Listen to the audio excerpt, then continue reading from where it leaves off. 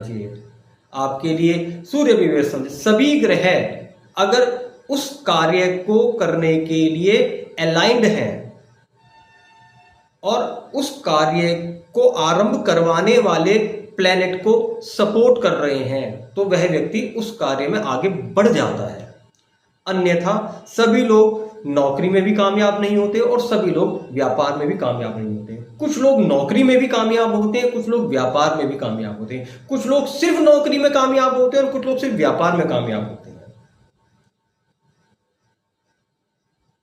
तो यदि हम व्यापार की बात करें तो बाकी सभी ग्रहों को बुध के पीछे चलना चाहिए। बुध अच्छा है, बाकी सब उसे सपोर्ट करें। हम नौकरी की बात करें तो शनि अच्छा है, बाकी सब उसको सपोर्ट करें, क्योंकि सबसे पहले सेवा भाव, बाकी सब उसके बाद में आता है। नौकरी का काम ही सेवा से शुरू होता है, ये ध्यान रखिएगा।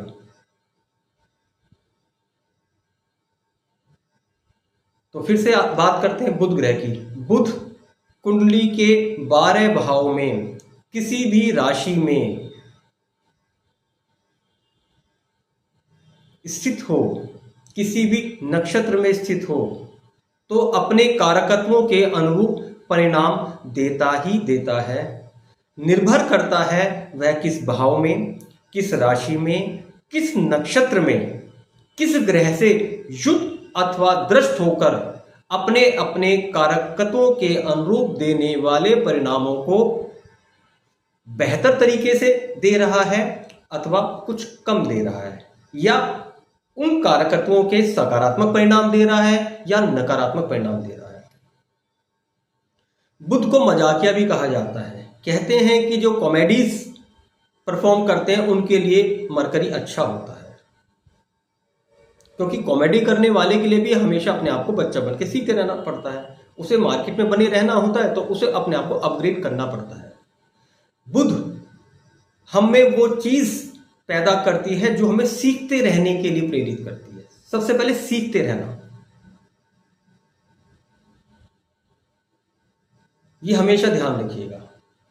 जब भी हम कुछ सीख रहे हैं जीवन के किसी भी दौर में, हमारा आयु कोई भी है, हम किसी भी वर्ग को बिलोंग करते हैं, यदि हम सीख रहे हैं तो हमेशा गौर कीजिएगा कि हमारी कुंडली के पंचम भाव, पंचमेश अथवा बुध से संबंधित ग्रह की दशाओं का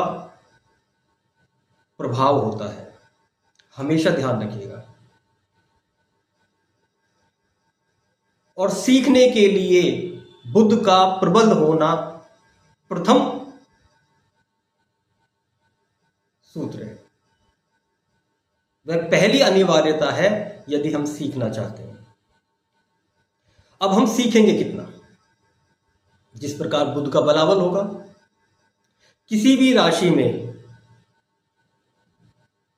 बुध ग्रह की स्थिति 0 अंशों से शुरू होकर के 30 अंशों तक जाएगी। सभी के लिए बुध अपने अपने अंशों के अनुरूप किसी न किसी राशि में व्यवस्थित है। यह बुध आपको तार्किक भी बना सकता है, कुतार्किक भी बना सकता है, अतार्किक भी बना सकता है। यह ध्यान रखिएगा, तीनों चीजें। तर्क भी है अगर व्यवस्थित है, कुतर्क है अगर अव्यवस्थित है, और वह आपको न्यूट्रल भी कर देता है। आप कोई तर्क ही नहीं करते, आप बस सहज स्वीकार कर लेते हैं। सबसे अच्छा बुध वही है, लोगों के अनुरूप। यदि आप तार्किक व्यक्ति हैं तो आप किसी चीज के होने या ना होने के बीच में हैं।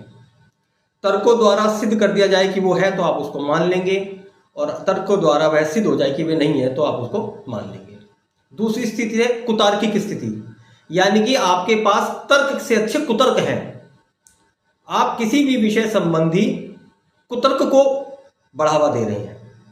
और तीसरी कि ना आप तर्क करते हैं ना कुतर्क करते हैं, सहज स्वीकार कर लेते हैं, उन्होंने कहा मैंने मान लिया। एक ये स्थिति होती है। किसी भी व्यक्ति के लिए अनुयायी होने के लिए आज हम देख रहे हैं लोगों के बहुत सारे फॉलोअर्स हैं। फॉलोअर्स को भी तो कोई प्लेनेट रिप्रेजेंट करता होगा। ये भी आप समझते हैं ना कि कौन लाइक करने वाले बहुत मिल जाएंगे आपकी बातों को, फॉलो करने वाले।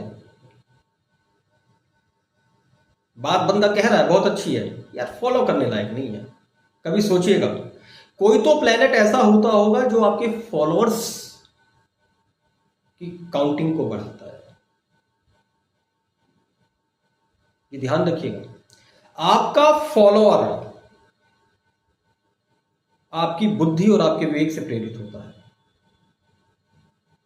आप तार्किक व्यक्ति हैं तो वह व्यक्ति आपके पीछे चलना चाहेगा जो स्वयं तार्किक होगा, और आप उसको तर्कों द्वारा संतुष्ट करते हैं। ये ध्यान रखिएगा, यदि आप तार्किक व्यक्ति हैं ही नहीं तो आपको सिर्फ वह व्यक्ति फॉलो करेगा जो किसी तर्क में नहीं पढ़ना चाहता है, बस सहज स्वीकार की प्रवृत्ति है उसकी।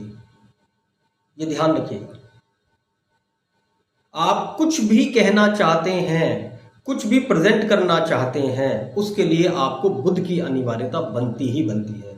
आप बोल कर कहें, लिख कर के दें,